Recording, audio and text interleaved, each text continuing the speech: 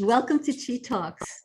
Today is July 14th, 2022. If you're in this hemisphere, if you're in Malaysia, it's July 15th.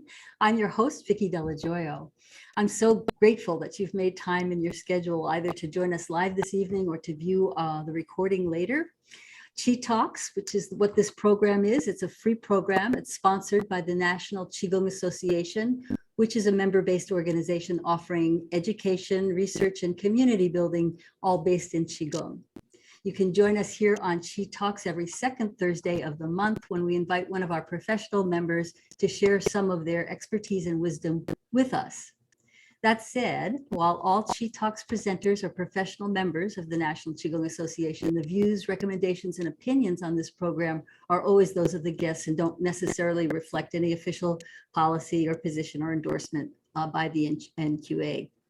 This evening, we're going to be talking about Qigong and the management of emotions. And I'm really delighted to welcome our guest all the way from Malaysia, Oi Kian Hin. But before I introduce him properly, let me introduce my Chi Talks team member, Carolina Silva, who's joining us from Portugal. So we have people from all over this evening. She's going to be making some brief suggestions on how best to view this evening's program. Carolina. Okay. Thank you so much, Carolina. I appreciate that. So I just do want to encourage people to go ahead and raise your hand anytime something comes up for you that you feel like you want to say or ask about, so that we'll open up your video and your sound in a little while. So let me go ahead and introduce our guest this evening. Based in Penang, Malaysia, Ui Kian Hin is a full-time Qigong and therapeutic massage therapist, herbalist, consciousness researcher, author of books on Qigong and the Tao Te Ching, the science, practice, and theory, founder of Information Therapy, and a registered pharmacist. His books are available on Amazon, and he's published several consciousness research articles in peer-reviewed journals, as well as being an editorial member of the Journal of Non-Locality from 2013 to 2018. He started practicing Zheneng Qigong in 1997, teaching and providing healing services in 1999, teaching in Europe in 2005 and online in 2012.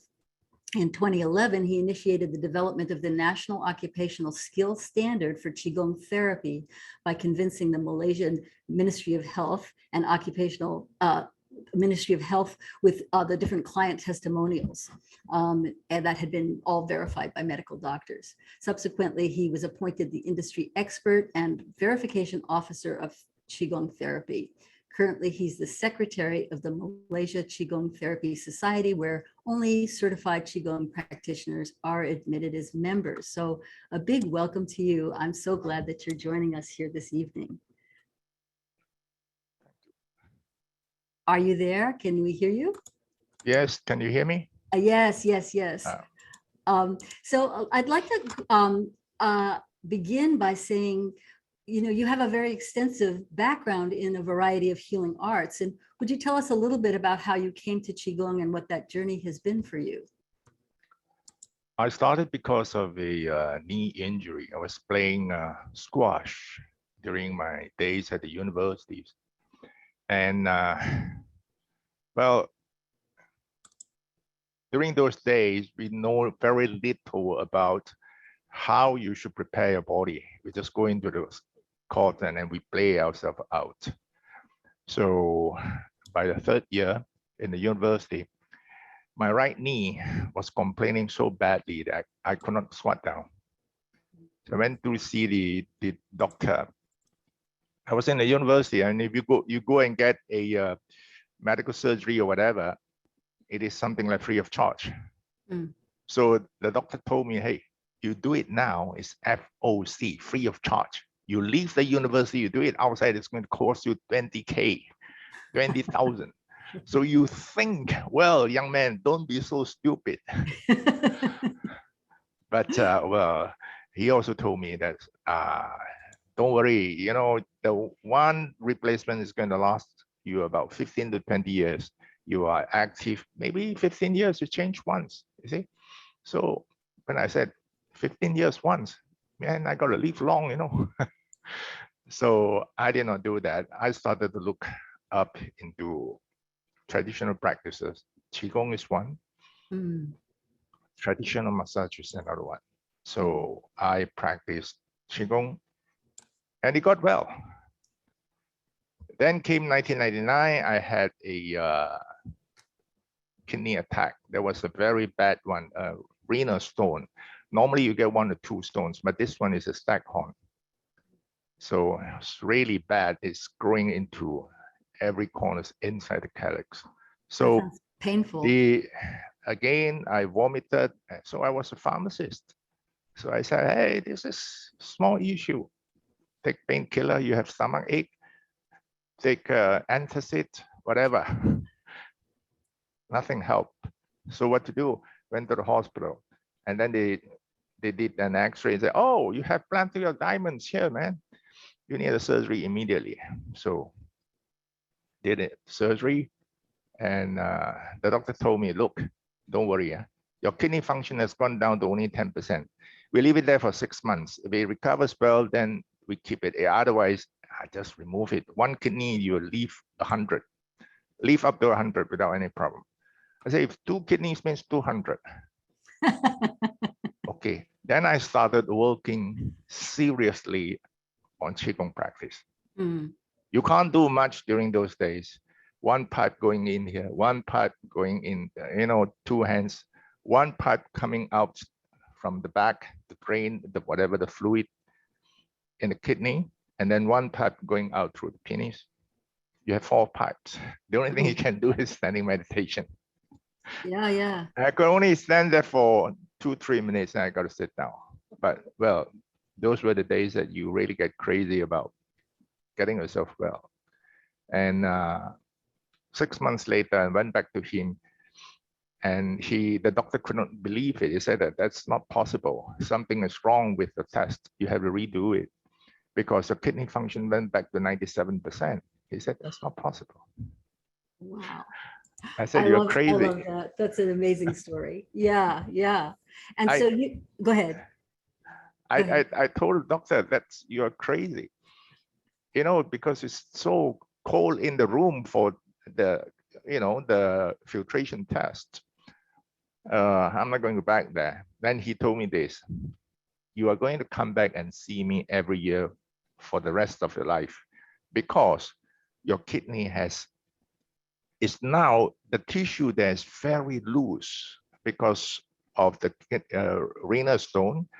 Blood keep coming in, urine not able to go out, so the whole kidney bloated. Tissues are really bad inside there. So this is going to allow debris to accumulate there. Well, I did go back the 2nd year and the 3rd year, but after that, no more. Wow. So you really, you're a testament to the healing, the healing possibility of this practice. And what you're talking about today is not just what happens healing wise, what's possible physiologically, but you're also talking about our emotions. And so when you wrote in your description, you wrote when you quoted from the Yellow Emperor's classic of internal medicine, you wrote, detach and remain in absolute calmness. Qi will flow naturally. Keep the essence and mind inside. No way to fall ill. Could you tell us a little bit about what that quote means to you? First thing is about detachment. All right. Now, so detach from what? Detach from desire. What kind of desire? Desire that is not good for the vitality.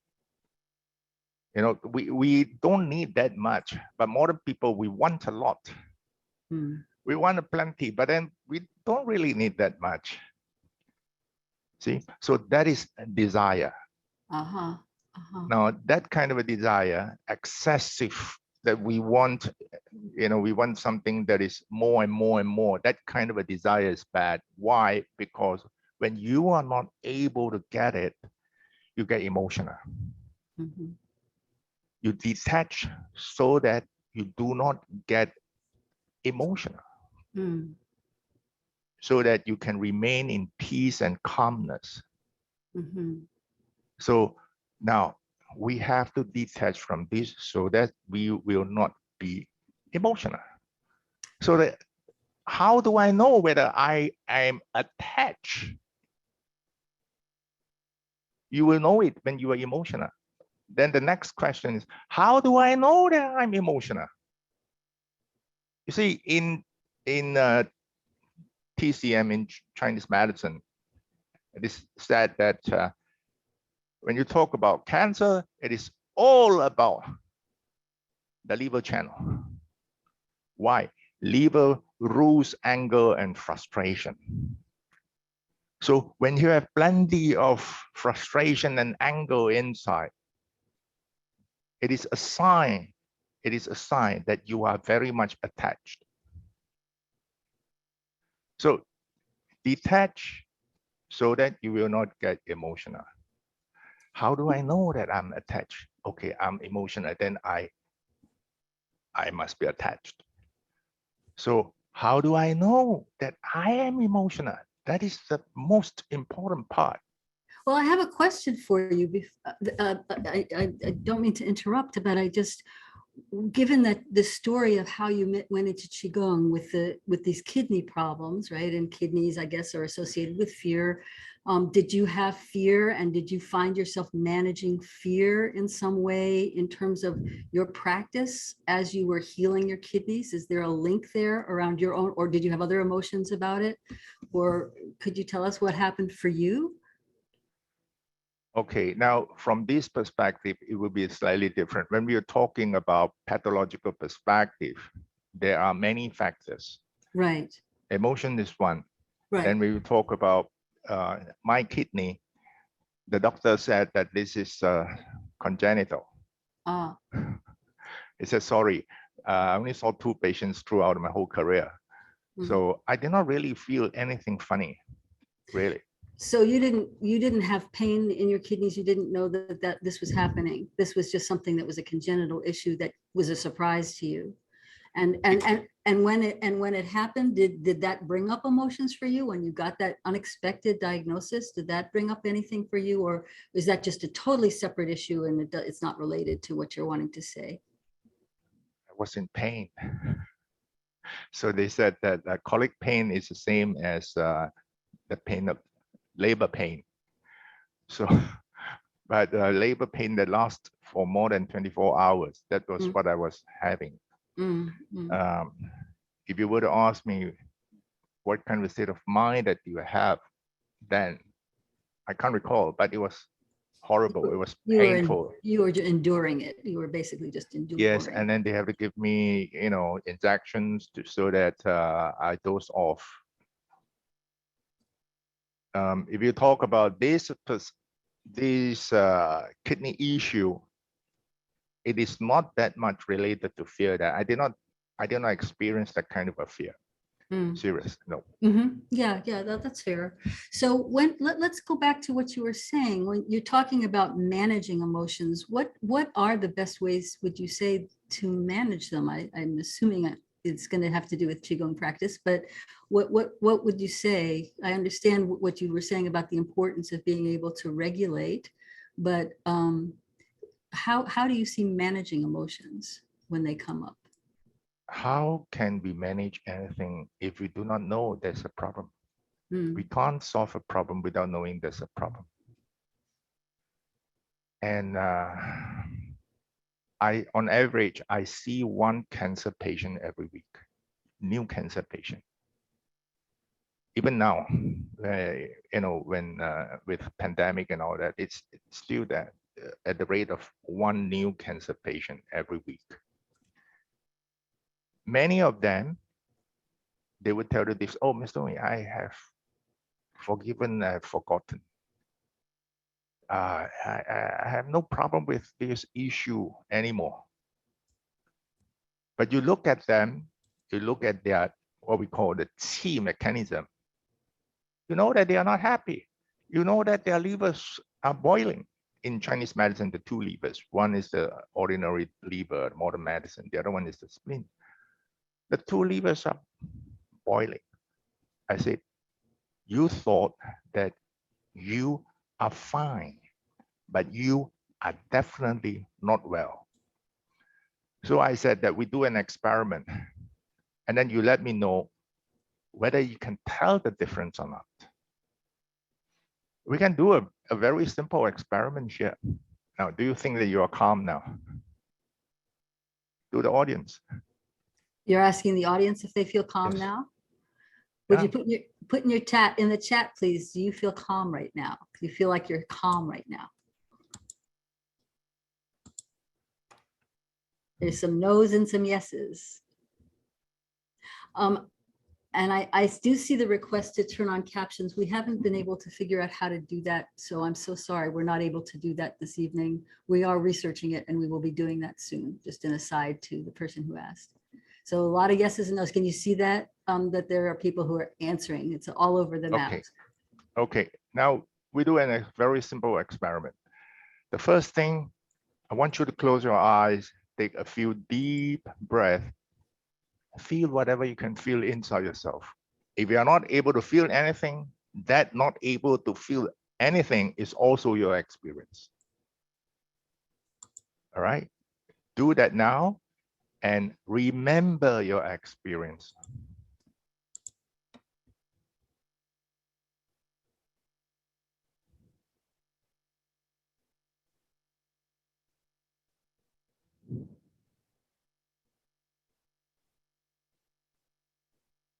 Okay, done, yeah? The next thing I want you to do is something very, very simple. See, I'm sitting down.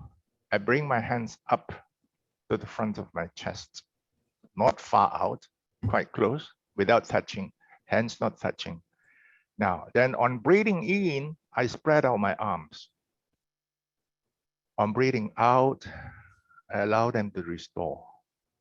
I take deep breath, I spread out. I go out like a big bird, not like a sparrow. I go spread out until there's a slight stretch. Okay, now this is simple. This is fast food qigong. So you are going to close your eyes and do 10 open close. Remember, rule number 1, you don't touch your body. You don't allow your hands to touch. Rule number 2, you go out far, wide. Number 3, you don't do it in a hurry. You just slow down. Okay? Now, close your eyes and do it. Now, do it on your own.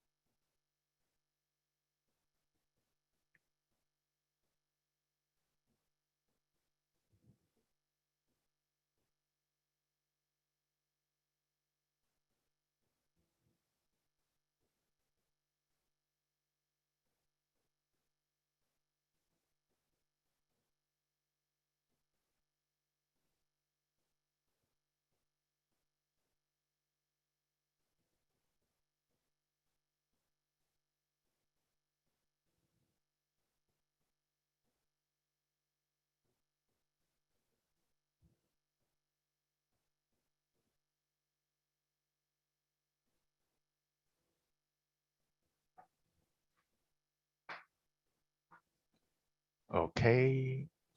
Put your hands on your thighs. Close your eyes and take deep breath again. 3 deep breath. And feel whatever you can feel inside.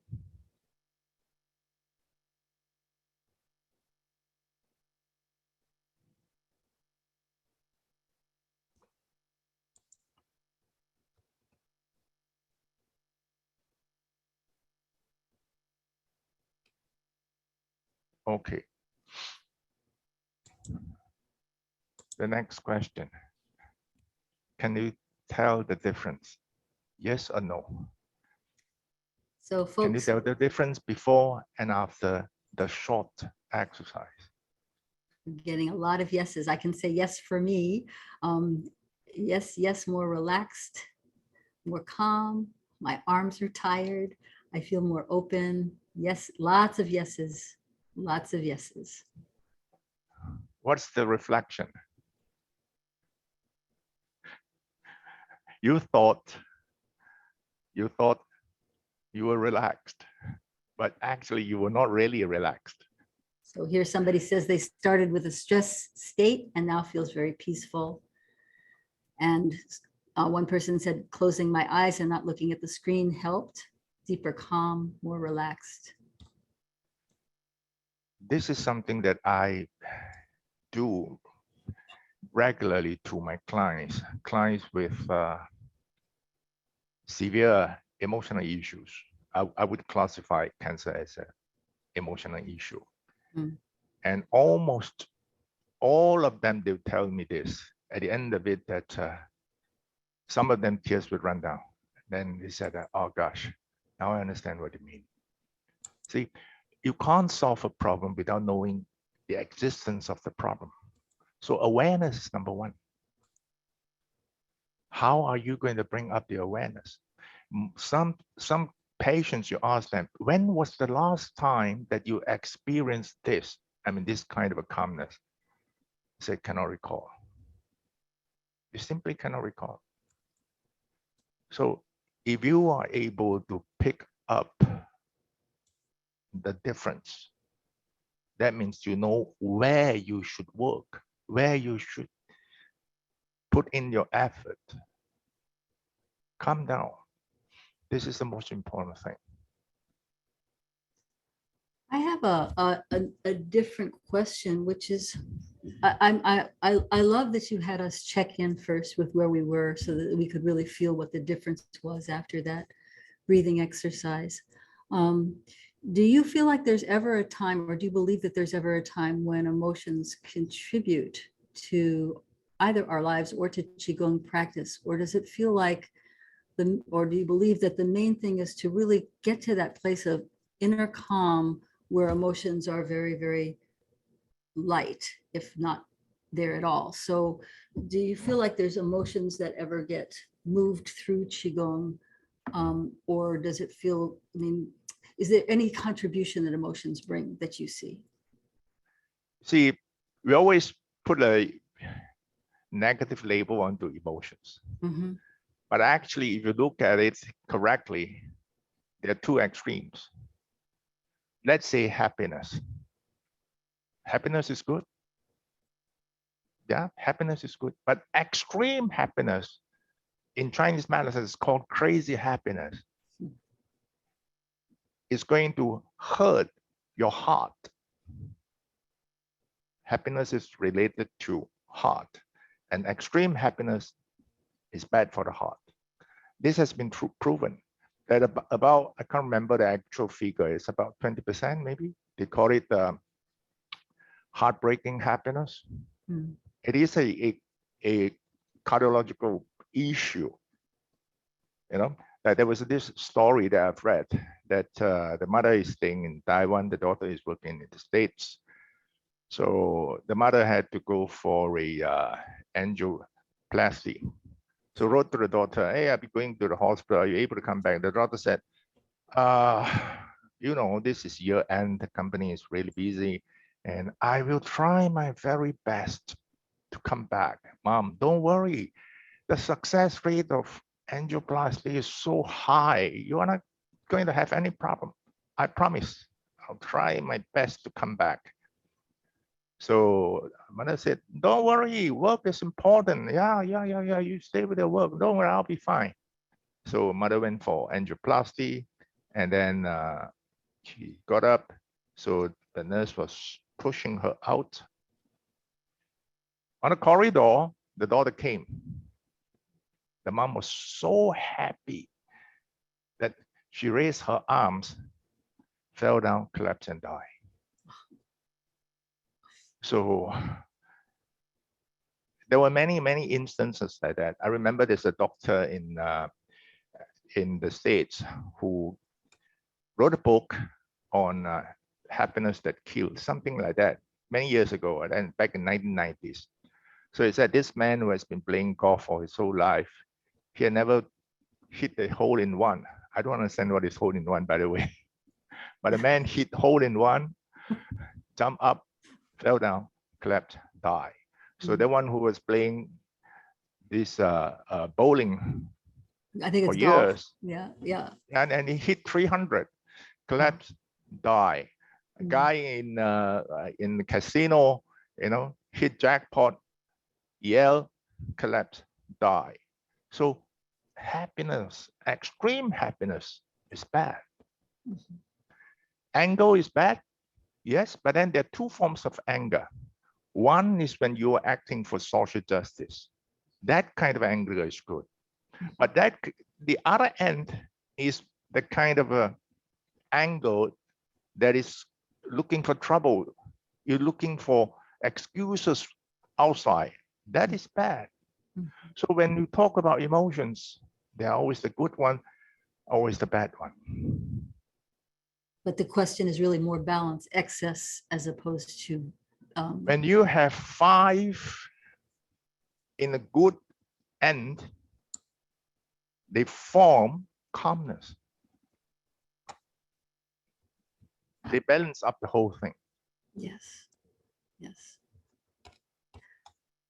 Do you have, you've spoken a little bit about different patients that you've worked with. Do you have a story of a patient that stands out for you, or where you saw not only that then in the therapeutic work that you were doing, that they were able to calm and all of a sudden recognize that they had not even realized they weren't calm and relaxed before, they thought they were fine, and then they realized once they did these practices that in fact they hadn't been fine and now they were. But do you have any stories of any bigger transformations that you've seen in your patients? I'm imagining that you do, because you work in depth with people. And I'm also thinking about, before we started, you were talking about the impact of this extended pandemic and how that's impacted emotions. So I'm interested in both of those things, if you would be willing to address them. It is unfair to quote names of patients, without No getting names, no names, yeah. the permission and all that. Now there are cases we maybe I changed the story a little bit. When we talk about emotions, we always look at them as independent departments. So there are 5 chimneys, different, but actually they are interacting and counter-interacting among themselves.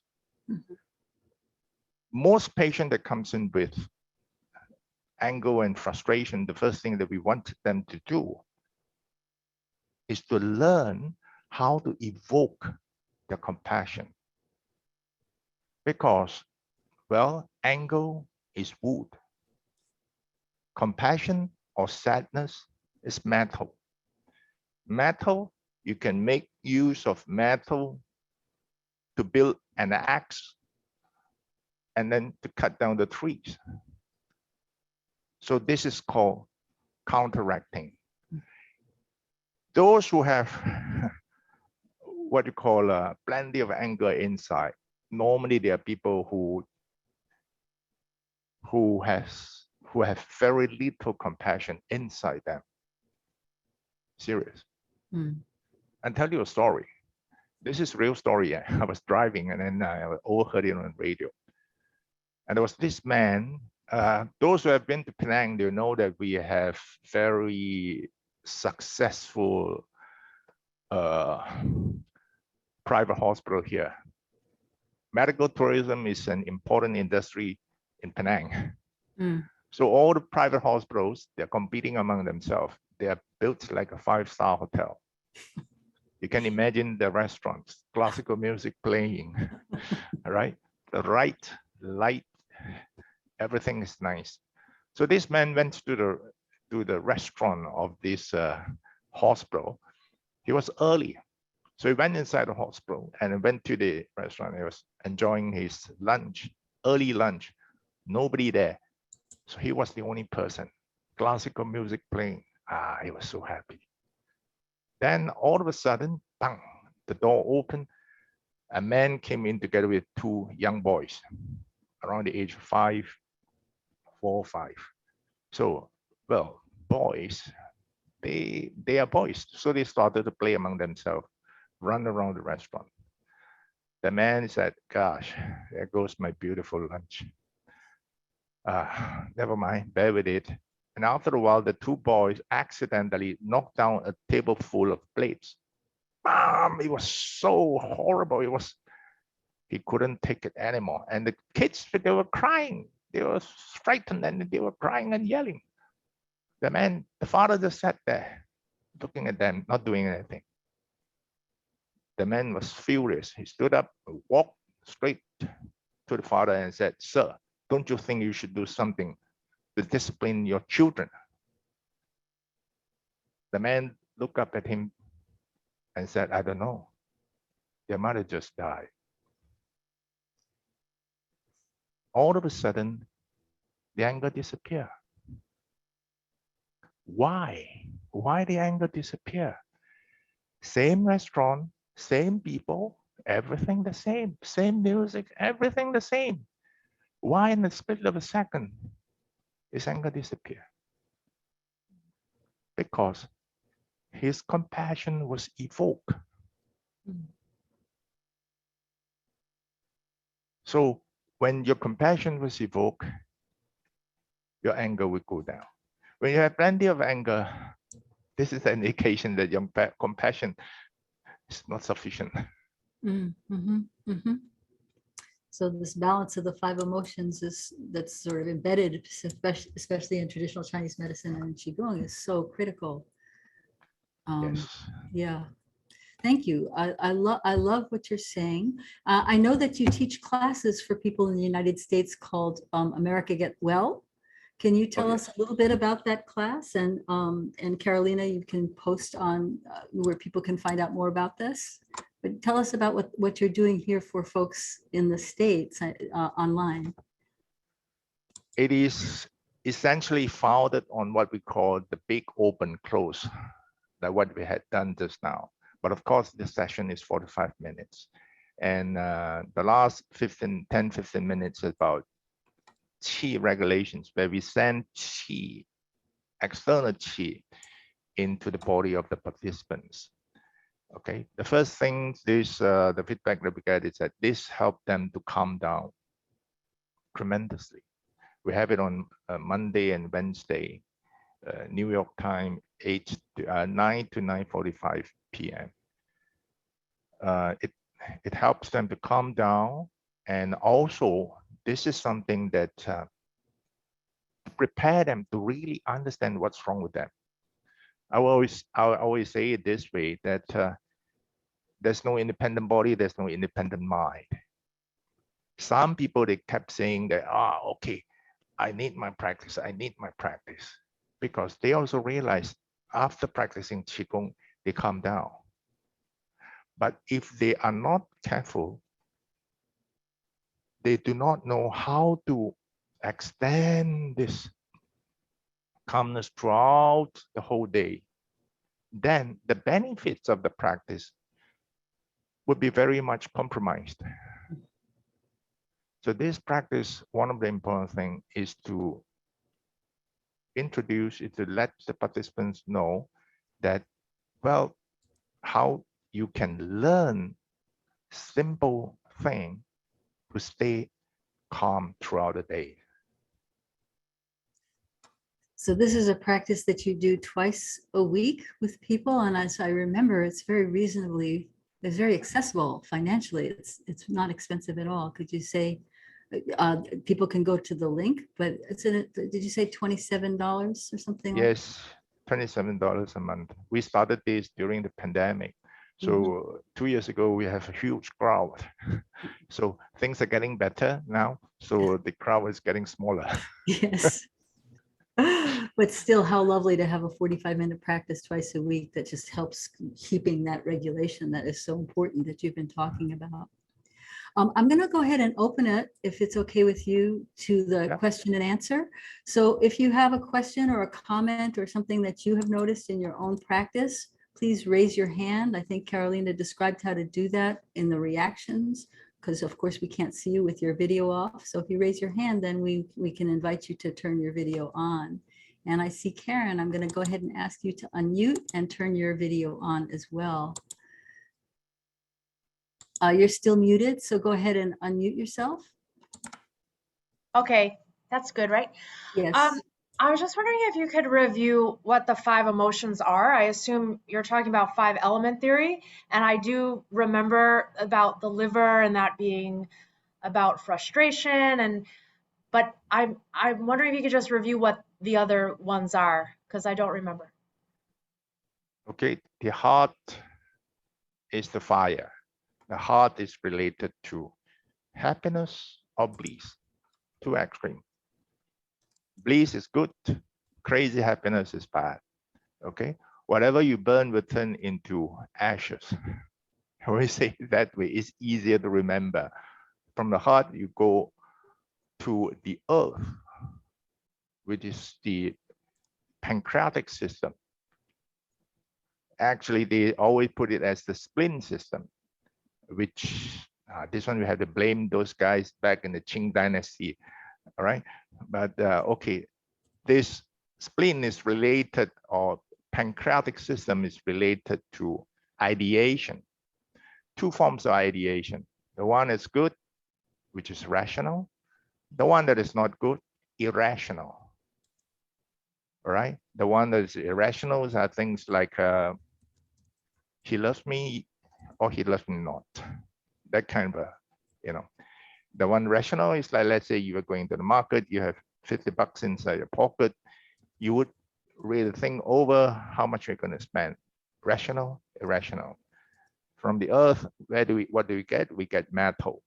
So when we talk about metal, we talk about lungs, we talk about this compassion and sadness. Compassion is good. Sadness is bad. Sadness is going to drain your energy, right? And then from this metal, we go into kidney water. Kidney water is about fear and panicky. Fear to make mistake is good. Getting panicky is bad. And then you put water on the plants, woods are going to grow fast, well. So water generates wood, labor. And the 2 extreme again. One is for social justice. The other one is blind anger.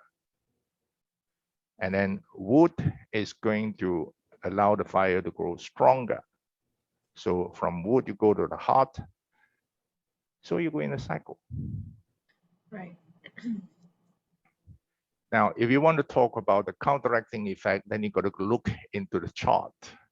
That let's say metal, compassion or sadness is good to counteract what? This one is good to counteract the wood, the anger. It's going to bring down the anger, right? Now, ideation. This wrong idea, irrational thinking, this is bad.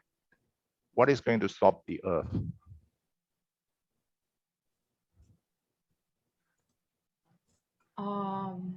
Thank you so much, Karen, for your question.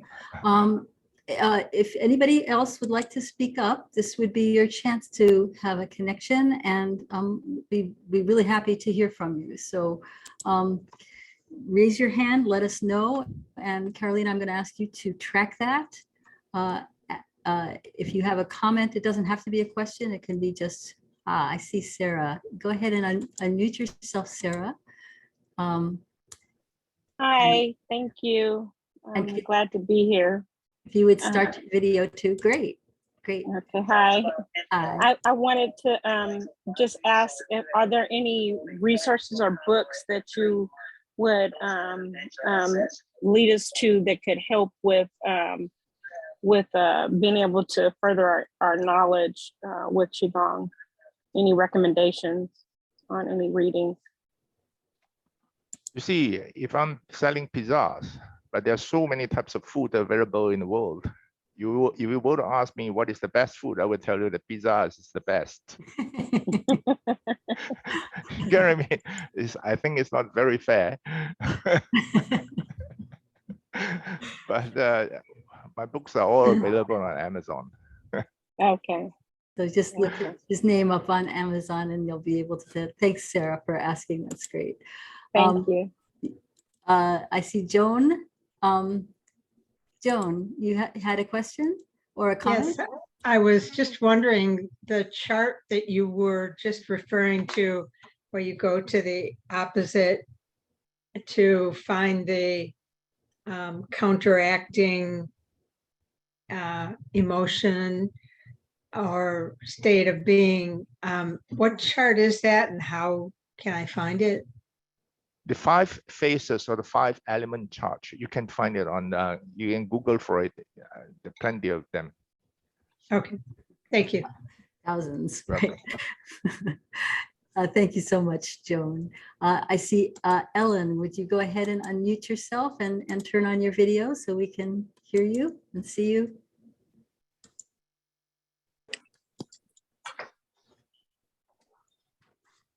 I think you're still muted. Okay, hello, thank you. Would you say more about cancer is an emotional problem? Yes.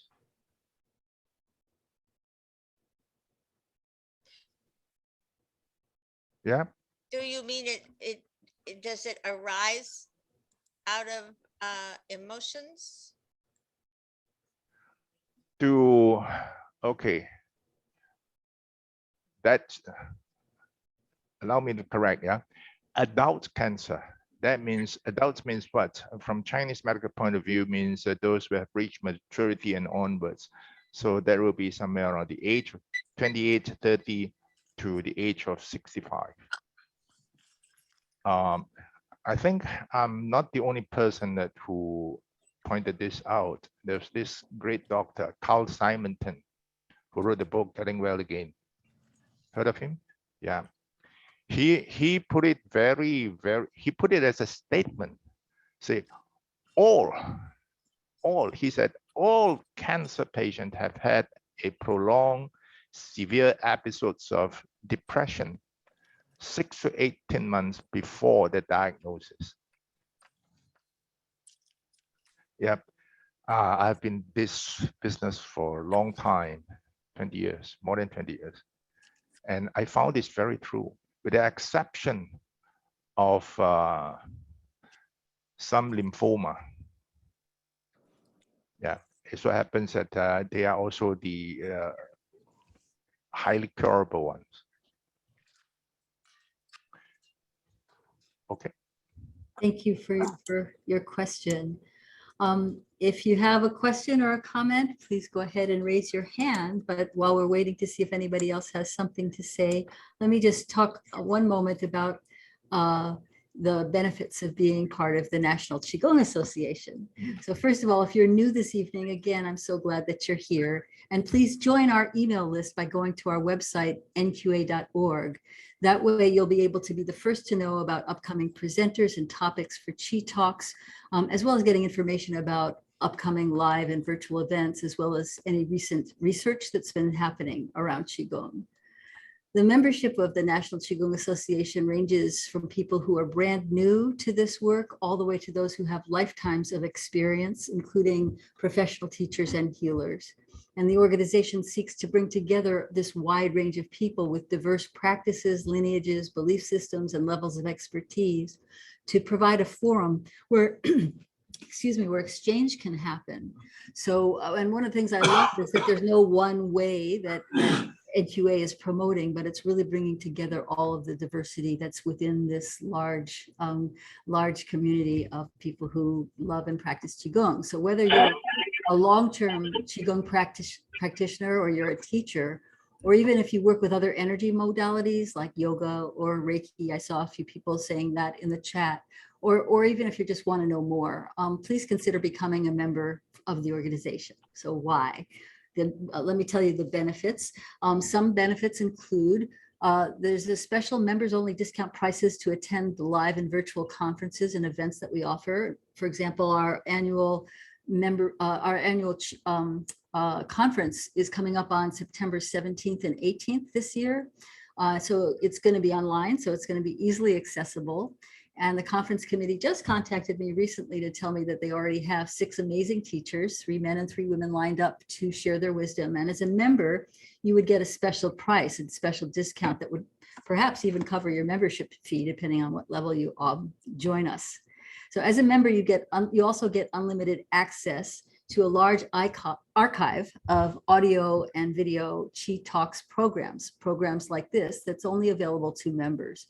And some of our guests have included Chin-Yi Lin, Tisha Bell, Daisy Lee, Solala Towler, Bill Douglas, Robert Peng, Lorelei Chang, Kimberly Ivey, Damaris Jarboe, Chung-Yang Al Wang, many people. Today is our 96th program. So we have 96 things in our events in our library. And we've covered a vast range of topics from Qigong and integrative healthcare to Qigong and spirituality, Qigong for children or Qigong for elders, for people with different physical or cognitive abilities, as well as having panel discussions, Qigong for veterans, as well as a women's approach to Qigong. So there's a vast number of things. If you're a member, please go check out that archive. Just click on it. You can scan all the different titles and see what interests you and enjoy that. And another member benefit is if you're a teacher yourself and you're a professional member, you're eligible to be a guest on this program, because we actually want to help you get the word out about your perspective about Qigong. It's a really good way to expand your list, share your wisdom, talk about what you're doing right now, and spread the Qi. So please note that you do have to be a professional member to apply. If you are one, please do think about becoming a guest on Qi Talks. We're scheduling our 2023 roster right now. There are 3 levels, of membership that you can join. There's the general, practitioner, and professional. And the annual fee for the general is $45. And if you do that $45, you still get that discount for conference, and you have that archive of incredible recordings. I think that's already well worth that money. Practitioners are $100 and professional members are $150. And we do always here on Qi Talks offer a special discount on membership price, whether you're renewing or you're a new member. So if you're coming back again, yay. And if you're coming for the first time, yay. Just check out the chat where Carolina's posting the website where you can join, and the discount code that you can enter so that you can get a little money off. So that's what I have to say about that. I see that we have another person, Peng, you are here, and I'm going to ask you to start your video and unmute yourself. And hi. Hello. So I had a question about, I teach Qigong, and when people practice Qigong, it's just my experience that the Qi begins to exacerbate certain emotions that are within the body. So if they have any sexual trauma, childhood trauma, anything that may be repressed, some of these experiences, in my experience in teaching it, and also my personal experience, is that some of these things, they kind of come to the surface. So what is I'd like to get everybody else's opinion on this experience as well. I don't know. That's not me. That noise. So I guess my question is, through the practice of Qigong, do you also find that repressed emotions or trapped emotions or traumas begin to surface through the practice of Qigong? Yes, very true. This is what we call a Qi reactions. Many people get it, they thought that when you talk about Qi reaction, it's only about the discomfort here and there, like I never I've never done any marathon, and then I went for a half marathon, come back, and, oh, body aching. You know, many people thought that that's you practice qigong, also you would get into something like that only, which is not true. See, in the British had this saying, hungry man is an angry man. When your chi level is low, you get very emotional. That's number one.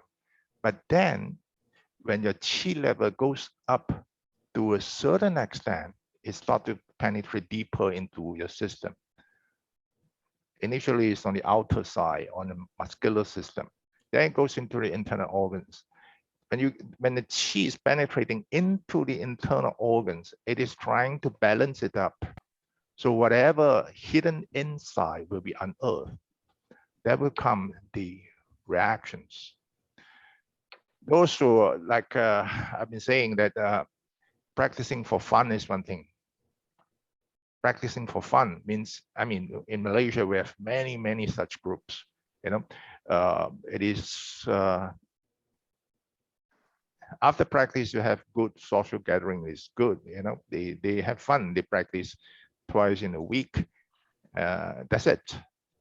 So they don't get into that kind of a reactions.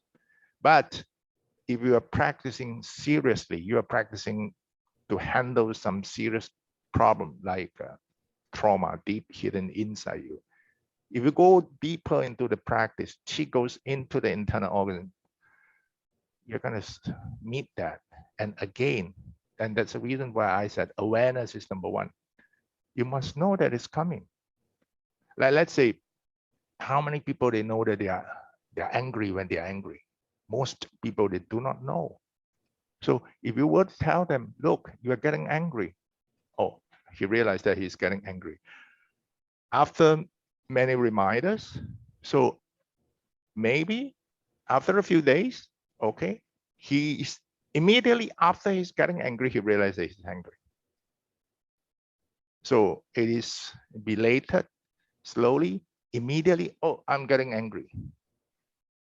Then slowly, oh, I'm about to get angry. And these stages, they're all about awareness. How well we are aware of this. When we know that we are getting into trouble, then we can prepare ourselves to handle the trouble, to handle the problem. But we do not know, then it is very, very difficult. Qigong practice on, or what we call, when we talk about Qigong for serious issues, it involves plenty of counseling. They have to know what is, you know, what they are meeting. I hope I answer your question. Yes. So it basically so it sounds like that's confirming my experience. And so because if somebody comes in, so for example, I need to interrupt you because we've got two more folks that wanted to say something. So if you could just make it short, just I don't want to interrupt you entirely. Just make it short, okay? Okay. All right, I'll try to shorten it. Well, people who are coming to practice Qigong typically has serious health issues. And so when they're practicing Qigong, they're going to unearth these things. So for example, I have patients who have ovarian cysts or basically a lot of women's issues, right? And then what's happening is that they're unearthing some repressed sexual trauma. And so these are some of the things that some of the things that are occurring from the practice of Qigong. And it doesn't even need to be serious. It could just be 2 weeks of practice. And then some of these emotions begin to stir up. And so the idea is that, so for me, so if you want, so my experience is that we have to sort of review my experiences, that I have to help them review or provide some support for this emotional stuff and have them continue to practice Qigong to move this energy out. So I'm just curious, but I guess you just confirmed what I was talking about. So thank you so much for your contribution and for your experience.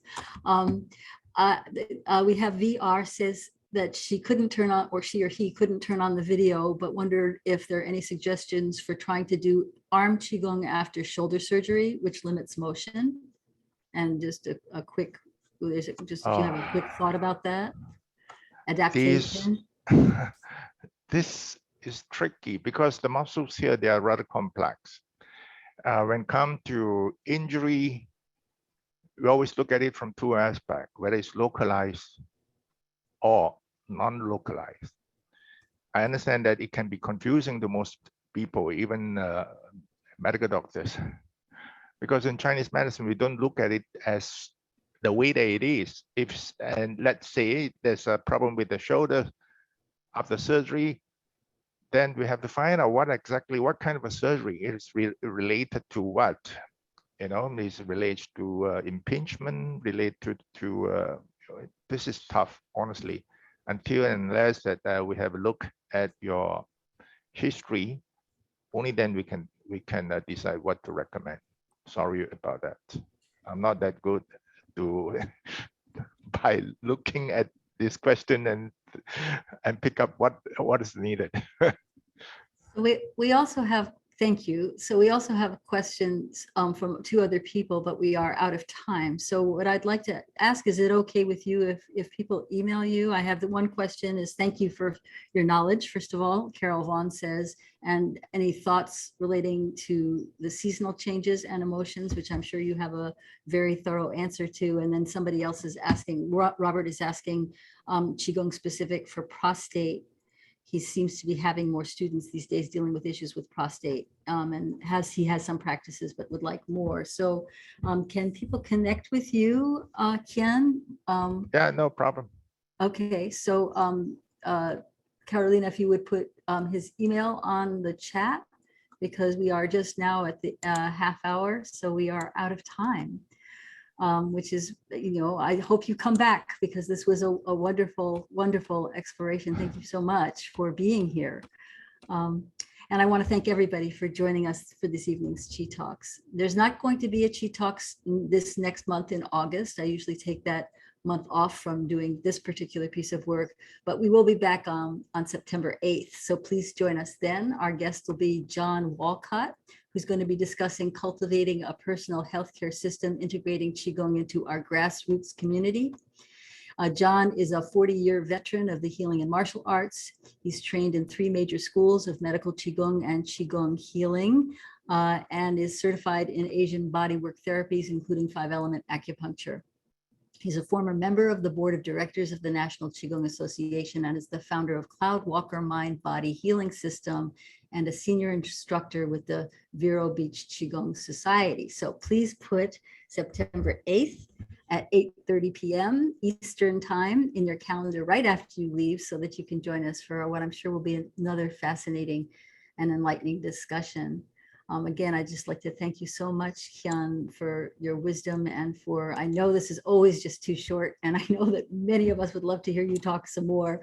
So thank you again. And I also would like to offer my appreciation to the Chi Talks team, Carolina Silva and Luisa de Castro. I wouldn't be able to do this without you. Thank you so much. Everybody, till next time, September 8th, I hope to see you then. Till next time, be well and let the Chi flow. Bye-bye. Bye-bye. Thank you. Thank you.